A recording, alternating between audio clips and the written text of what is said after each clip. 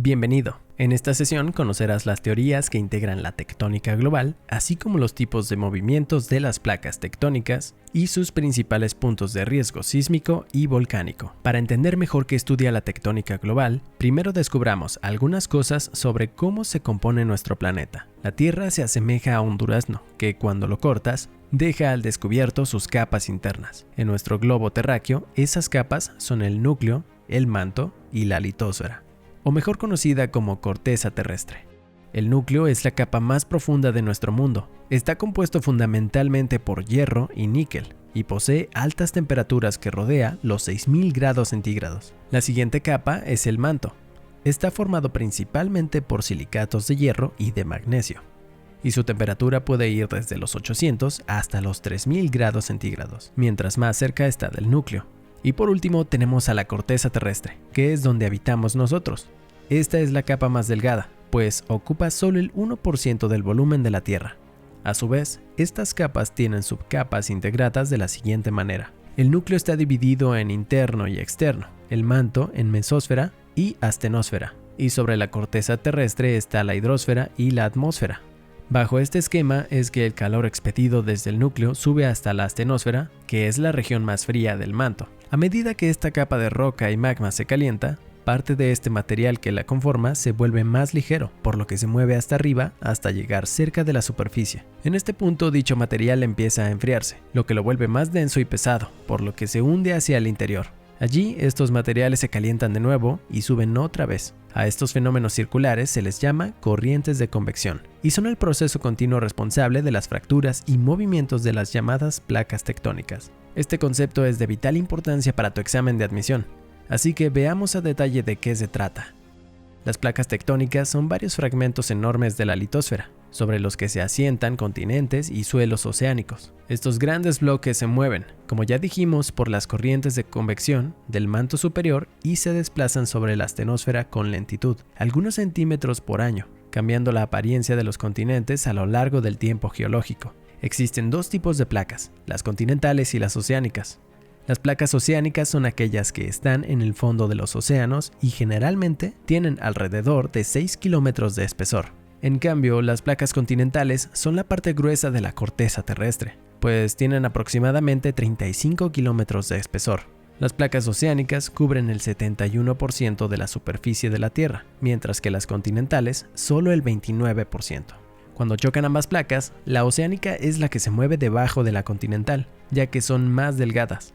Las principales placas tectónicas en las que está dividido el mundo son norteamericana, la del Pacífico, la de Nazca, la sudamericana, la euroasiática, la africana, la indoaustraliana y la antártica. Y algunas de las placas tectónicas secundarias son la de Cocos, la de Ribera y la del Caribe. Al llegar a este punto, cabe preguntarnos, ¿cómo fue que el hombre supo de la existencia de las placas tectónicas? Su antecedente lo tenemos en la teoría de la deriva continental, que veremos a continuación. Durante la segunda década del siglo XX, Alfred Wegener, geólogo alemán, expuso que hace aproximadamente 300 millones de años, en la Tierra existía un supercontinente al que llamó Pangea, que significa toda la Tierra. Presentó pruebas geográficas, las cuales basó en observaciones de la forma de los continentes y cómo estos encajaban. Fundamentó esta tesis comparando lugares que poseían climas muy parecidos entre sí, como Sudáfrica y Sudamérica, India y Australia. También utilizó pruebas geológicas como los procesos de formación de montañas y rocas con la misma edad en América del Norte y Europa. Incluyó además pruebas paleontológicas comparando fósiles similares de plantas y animales de diversos continentes. A pesar de todas estas pruebas, lo que Wegener no pudo explicar es cómo los continentes flotaban a la deriva para llegar a separarse a tal grado.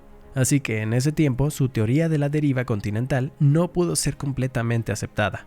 Teoría de la tectónica de las placas y expansión de los océanos. Aunque la tesis de Wegener fue rechazada en su momento, años después, en 1960, el geólogo estadounidense Harry Hess sustentó su teoría de tectónica de placas y de la expansión de los océanos, basado en la de la deriva continental, y explica que gracias a corrientes conectivas que se localizan en la astenosfera, es posible que el nuevo suelo oceánico se vaya abriendo paso, desarrollando así grandes cadenas montañosas marinas, llamadas dorsales, y también que las placas tectónicas puedan moverse lentamente con direcciones definidas, chocar entre sí y modificar la corteza terrestre. Es así que ahora sabemos que el movimiento constante de las placas tectónicas provoca diferentes tipos de límites o contornos entre ellas, y estos se clasifican en tres: los transformantes, los convergentes y los divergentes. Veamos a detalle cada uno. Límites transformantes. Estos también son conocidos como transcurrentes y son aquellos en donde una placa fricciona con otra a lo largo de una línea de falla. Es decir, el movimiento es lateral, pero en sentidos opuestos. No forman montañas, pero sí generan graves terremotos y continuos sismos como el de 1906 en la ciudad de San Francisco, en Estados Unidos, ubicada sobre la falla de San Andrés, que es una ruptura de la corteza terrestre que se desliza horizontalmente y se encuentra entre las placas norteamericana y pacífica. Límites divergentes o constructivos. Se dan en los océanos cuando surge el magma del manto de la Tierra, provocando la separación de dos o más placas, dando lugar a nuevos suelos oceánicos, así como a cadenas montañosas submarinas, conocidas como dorsales, y a profundas depresiones como el Gran Valle del Rift en África Oriental, en donde con el paso de millones de años se podría dividir este continente en dos. U otro ejemplo es la llamada dorsal mesoatlántica, que divide al océano Atlántico de norte a sur. Límites convergentes o destructivos. Surgen cuando dos placas se acercan y chocan. Existen dos procesos principales que pueden provocar este tipo de límites: el de abducción y el de subducción. Subducción es el proceso en el que chocan una placa oceánica con una continental, o también cuando colisionan dos placas oceánicas entre sí. En cualquiera de los dos casos, la placa más delgada se hunde por debajo de la más gruesa, se funde y se destruye para salir a través de erupciones volcánicas o provocando actividad sísmica. Este tipo de choques también produce la formación de montañas o cordilleras, como los Andes en Sudamérica. Por otra parte, vale la pena agregar que cuando dos placas oceánicas convergen, generan el surgimiento de volcanes submarinos que, con el tiempo, llegan a sobresalir del nivel del mar, formando una cadena de islas volcánicas. Estas adoptan la forma de un arco, por lo que son llamadas arcos insulares. Como ejemplos podemos mencionar a Japón y Filipinas, en Asia a las pequeñas Antillas, en América y a las islas marinas en Oceanía. Abducción. Sucede cuando colisionan placas exclusivamente continentales. Como ambas son igual de densas, ninguna se subduce debajo de la otra, sino que al chocar una se convierte en una extensión de la otra y forman cadenas montañosas, como es el caso de India y Asia, en donde este movimiento dio origen a las montañas del Himalaya, incluyendo el monte Everest, el más alto del mundo, que seguirá creciendo mientras este movimiento continúe.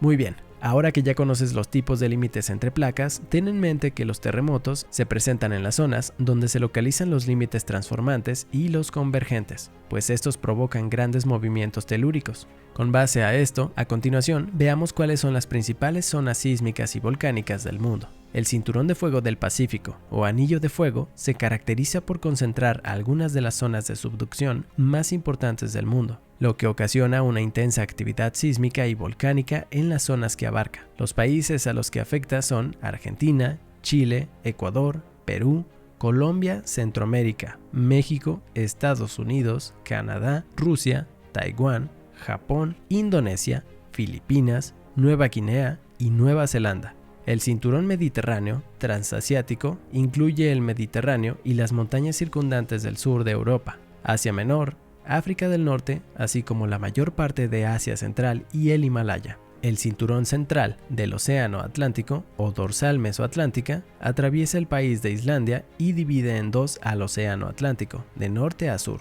Los países que abarcan estos cinturones son, por tanto, los más afectados por actividad volcánica y sísmica. Por otra parte, en México, las principales zonas de riesgo se asientan sobre el límite de sus placas tectónicas. Veamos cómo están distribuidas. La placa norteamericana abarca la mayor parte de la República y colinda con la placa del Pacífico, donde está la península de Baja California. Un poco más al sur encontramos las placas de Rivera y la de Cocos, frente a los litorales de Nayarit, Jalisco, Oaxaca y parte de Chiapas. Y por último, abarcando solo una pequeña parte de la frontera chiapaneca, está la placa del Caribe. De todas estas, la placa de Cocos es la causante de la mayor parte de los sismos que ocurren en nuestro país, como el de 1985 en la Ciudad de México. Otro punto de riesgo es el eje volcánico transversal, en el que se encuentran los volcanes más importantes del país, como el Pico de Orizaba o el Popocatépetl. Toda esta extensión de territorio volcánico se desarrolla sobre el margen sudoccidental de la placa Norteamérica, como resultado de la subducción de las placas Rivera y Cocos a lo largo de la trinchera de Acapulco.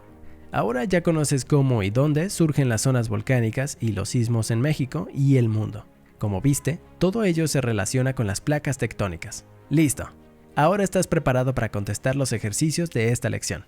¡Hasta pronto!